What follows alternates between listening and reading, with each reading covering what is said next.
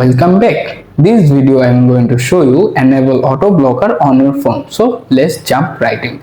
First of all, open the settings page on your phone.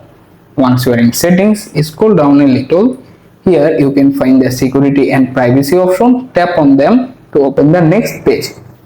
After this page is open, scroll down again. Here you can find the auto blocker option. Tap on it.